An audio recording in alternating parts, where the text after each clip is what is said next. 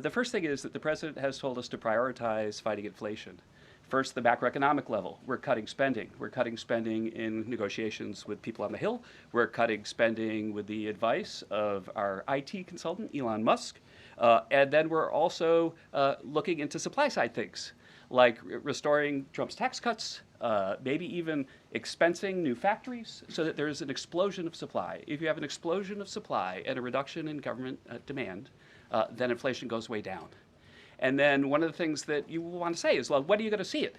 Well, the first thing that you'll see when the markets believe that we're going to get inflation under control is that the 10-year Treasury rate goes down, because that's how they think about future expected inflation. And so we're still going to see some memory of Biden's inflation. It's not going to go away in a month. But the 10-year Treasury before the last consumer price index had dropped about 40 basis points.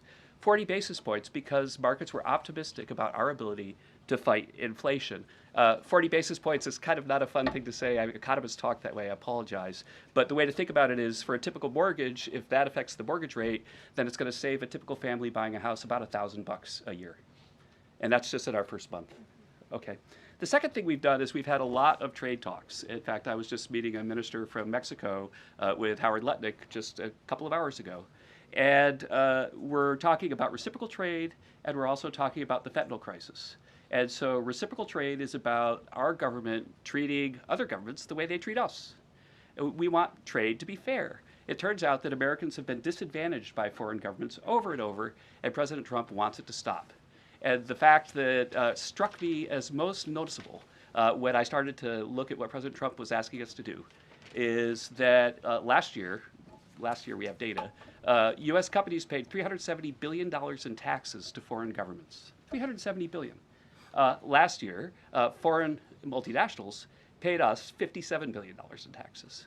We have 1/4 of world GDP. They have 3/4 of world GDP, and we're paying 370, they're paying 57. This is not reciprocal. We're going to try, or we're going to, fix it. The other thing that we've done is we've had an all-of-the-above energy approach that's led by Doug Burgum and Chris and a really large team, EPA. And we've already made so many actions that are going to affect the price of energy and lower inflation. We've opened up 625 million acres to energy exploration. We've cut 50 years of red tape that makes it so you can't have permits. And we've even made it so that when you go home, if you get a new one, then you can take a shower or flush a toilet or read under a light bulb. We're doing that too.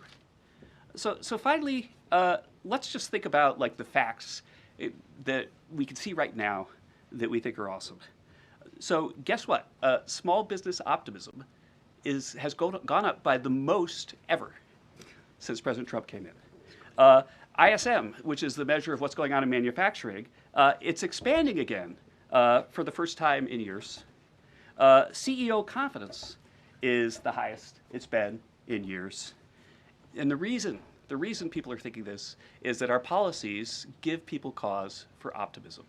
And then I want to reiterate what Stephen Miller said, because it's so important, and it's so important for financial markets to start to digest this, that if, say, the Treasury Secretary or any cabinet secretary with Elon Musk is able to find some savings, say $100 billion, well, in CBO land, that's actually like about 10 times that, or maybe 12 times that, over a 10-year window.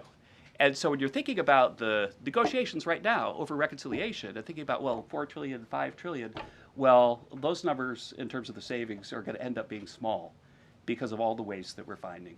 And so we're incredibly optimistic about the future of inflation and the future of our economy, and we're optimistic because we're making so much progress so far, and we already see it in market prices.